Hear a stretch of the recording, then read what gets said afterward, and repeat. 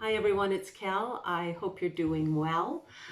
I wanted to jump on and just quickly talk about yoga, Merkaba, and Kunlun. I've had comments from people who claim yoga is just exercise. And while you don't need to do yoga to have a kick-ass Kundalini experience, yoga can be very valuable when trying to attain balance. Because the Kundalini is the result of massive imbalance, massive strength, massive compassion, and massive focus. Um, in short, you are a light wave, and yoga lengthens and strengthens your wave by lengthening the spine, releasing tension and blocks, and by pressurizing energy towards the center of your being, which is your vortex.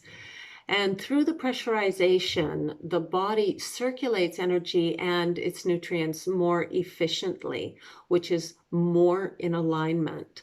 So yoga is very good to use to regenerate after the Kundalini or uh, after. It's just good to do to strengthen your body and regenerate you if you've had any kind of health impediment of any kind.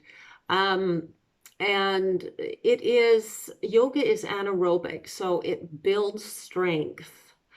And I can't advocate building strength more, whether it's weights or whether it's yoga, although I do like the yoga because the yoga makes you flexible, and a flexible body means flexible mind, because mind doesn't just exist inside your head, it exists throughout your entire body. And this is what you are doing is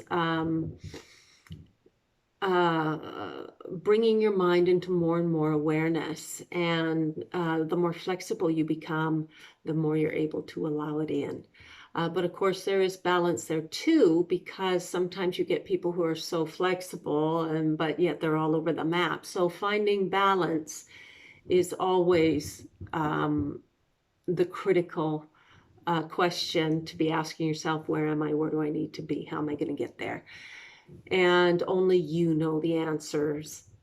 No one else does. Only you know the answers. Other people can offer some kind of suggestions, and you will feel those out, what feels right. Because remember, the feeling force, not the thinking force, the feeling force is the one that actually has all the answers.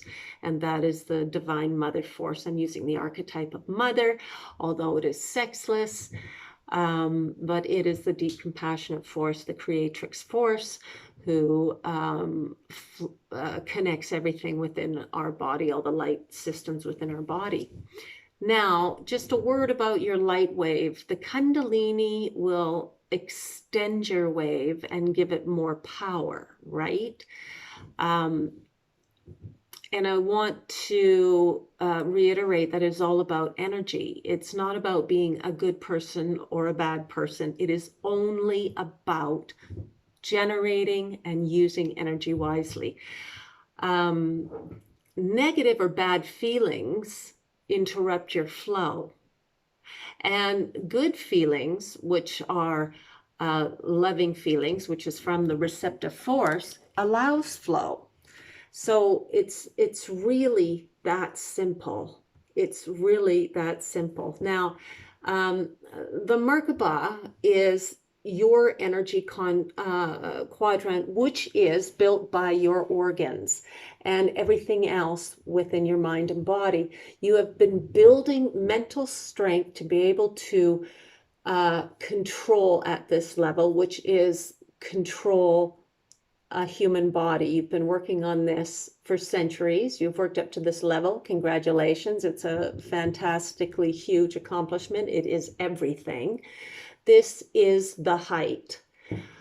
The symbol of the Merkaba, the circle, I think there's a circle around it, that represents the system of the circle, which is a solar building system. Now, the solar building system is happening inside of you and outside of you simultaneously, in all worlds, everywhere. And everything has different gestation times, but nevertheless, the systems, it is a super archaic system that is on repeat, and it's working everywhere. The two triangles that you see in the Merkaba are the alignments that your organs make to one another. It's actually super simplistic. It looks like it's going to be some big mind spin and really complex, but it's actually not. It is alignments that your organs make to one another that are creating the powerful being of you. Let me just see the two triangles. You had talked about that. They are the alignments within you and outside of you. That's right. And everything moves in the same way because the heavenly bodies above you, the earth body below you, and your body all move through the system of the circle. And nothing is beyond it. And I mean, it's so deeply embedded in our subconscious, and that's why every child around the globe at the age of 5, the first image that they draw is a circle. And this is because their consciousness is so deeply embedded in our being. We know why we're here. We know what it's all about. The only thing we don't know are the details of it. These receptive minds, a child, when they are at such a young age, instinctively knows this. I think you can even look this up. I think it was a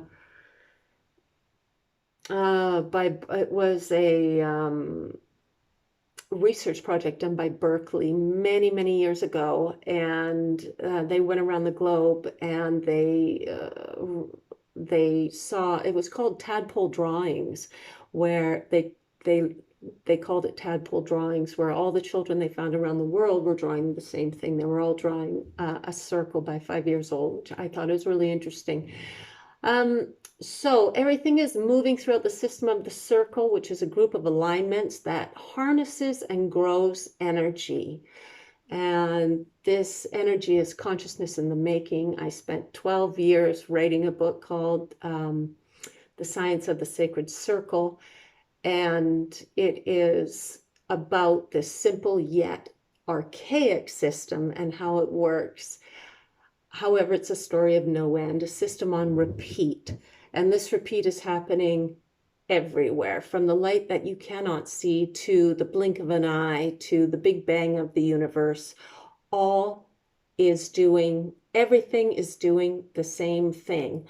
The same heartbeat moves through everything. And the Merkaba is alive and happening within you right now. But at some point, you will need to use your mind and emotion to optimize it. So I just want to mention that about the Merkaba. Now, the Kunlun, someone asked me about the Kunlun, and I wanted to let you know that this channel is really about simplicity, and here's why. After I left the world and went out to the Mexican desert, goodness knows how long, to do the Kundalini, I had no idea what I did. And so I did what any sensible person would do. I sat down and I wrote to all the religious people that were prominent around the world. I wrote to religious people in churches, religious people who had TV shows, heads of organizations like the Dalai Lama. And I wrote to everyone because I wanted to know what had just happened to me. And it just didn't happen once. It happened, I had many, many experiences when I was in deep meditation. And just a note on this, I want to just shout out a little bit about astrocartography. I actually plotted where I was going to go to have my great heights in meditation by using astrocartography. So I went to my highest religious point, which was in Cancun, or sorry, not Cancun, the southern tip of the Baja. Cabo San Lucas, Cabo San Lucas. And that's where I continued my meditation. Um, uh, because I was trying to action pack, get as much power as I could. And that is another way to really harness your meditation practice, is to plot out the your energy lines against the Earth's energy lines to find a really good spot that you can use the energy of the globe. So anyways, I came back and I wrote to everybody. I spent a huge amount of time writing these letters and mailing them all over the globe and sending emails, and not one person had a clue about the Kundalini, what it was, what had happened, what it meant. No one. And many just didn't answer me at all. So I was really looking for huge answers. So then I spent 12 years researching to find out what it was all about. This involved meditation and then research, and I am pretty much Jane. So if Jane can do it, anyone can. And this is how one does go about really deep research. There is the meditation portion, and that through the meditation, you are given clues and told where to go. And then you do the research portion, which is the active going out in the world to find it. Then you withdraw and you go back into meditation. You get all the things that you need to be able to go outward into the world. And then you go outward into the world to do your research, and you have a plan, you know where you're going, you know what you're looking for, this kind of thing. So before, the one thing I really want to mention, if you're doing this meditation and research, you need to formulate really clear questions, which is essential. You need to, excuse me, the cat demanding.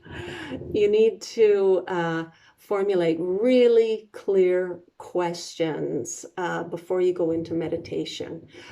This is essential. This is because you need to be so precise so that the answer is so precise.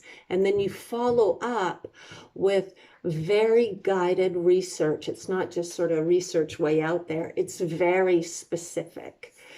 And I researched everything, everywhere, and that's how I went about that. So now, after much deep research, there are a few things that I've come to know, and one of them is, when looking at society and people wanting to find this spiritual practice and that spiritual practice, we have become so deprived of our connection. We are so starved for spirituality, and it is a feeling thing. We know we are. Life has become so one-sided with work and making money and finding the perfect mate and organizing children to be the best they could possibly be. We are spiritually deprived, in our spirit, the mother force, which is outside of us and inside of us and very much alive and very conscious. She is screaming for us to align to spirituality, because this is the other side of life. This is the side of life that backs the active side of life, the life that we see. When you think of the light spectrum, the huge light spectrum, let's just put it on this little invisible string in front of me. Let's say the light spectrum that all scientists know about. It's pretty much all invisible light from A to B here, all invisible light, except for this one little fleck somewhere in the center. And it's that we see, that little fleck in the center, sandwiched between all this invisible light. That little fleck is what we actually see. So all this invisible light on both sides of it is supporting it. So the invisible light supports the bright light, and practicing spirituality is really preparing for the day. it is the deeper part of our being and something we need to be talking about and expressing more. However, the most religious doctrines out there are taught by people who have not had enlightening experiences or other outer worldly experiences. Therefore, they really don't have the answers. This is sort of where I'm coming from. They are merely mimicking what others have found out, and much of that truth has been lost. We need to find our own way. We need to know ourselves. So this channel doesn't really, encourage following all these other doctrines. It really encourages you to find your own truth, to trust yourself, to go within, to listen, to have a deep bond with the very source that allows life. And you can do it. You do not need people to tell you what is good for you. You, through trial and error, will find your perfect way. I guarantee it. And it is not an easy path. It is not an easy path, but it is the right path. It is the great path because you will know yourself beyond anything. No one will be able to rock your boat because you will be so anchored so deeply to the planet. And this life is about you knowing you and pretty much little else. And we find out about ourselves through bumping into other things, right?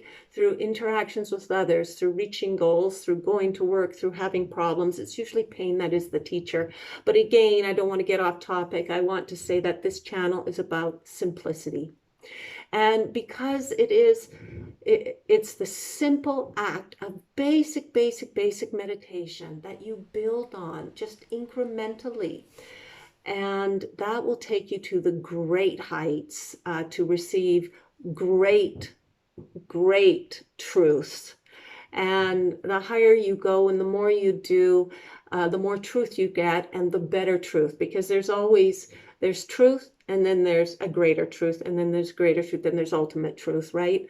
So this practice that you build is what you keep for life. And it is the one thing that replenishes you all the time. It sets you straight and it provides you with real answers, right? So I think I have how to meditate in 3 easy steps somewhere on this channel. I will link it below. I don't even think it's 5 minutes. I think it's like 3 minutes. And those 3 steps, you just practice over and over and over. And you start aligning to the being within that is waiting there for you. And that being within will set your body straight, will get you into the right breathing that you need to be doing for your meditation. Because we are all different, but we are really all the same. I mean, we're all at human level, right? So we are one species. And so there are things that we can do that are similar.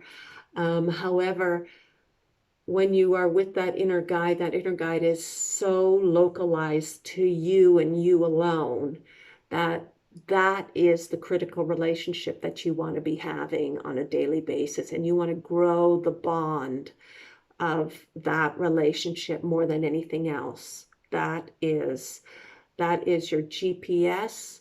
That is the big voice on any topic that you want some pretty big answers to. That is your number one go-to place. It's not outside of you, it's inside of you. So again, with regards to other practices out there in the world, that's all fine. I'm not saying anything against them, but I am saying that this channel is about you simply building the bridge between your inner source and you in a very simple, doable way. And you just put that doable way on repeat. Okay, this video is probably pretty long. I'm gonna cut it off here.